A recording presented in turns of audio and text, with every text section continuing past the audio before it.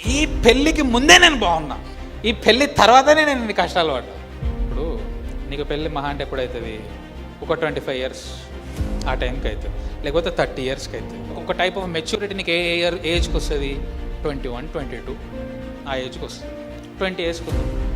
అంటే నువ్వు పెళ్ళికి ముందు బ్రతికినటువంటి దినములన్నీ ఒక 4-5 సంవత్సరాల జీవితం జీవించినావు నువ్వు ఒక మెచ్యూరిటీతో, అంతే. పెళ్ళికి ముందు ఈ 4-5 సంవత్సరాల జీవితాన్ని నువ్వు బేస్ చేసుకొని పెళ్ళికి ముందే బాగున్నాను పోనీ ఆ 4-5 సంవత్సరాలు నువ్వు ఏం చేసినావు?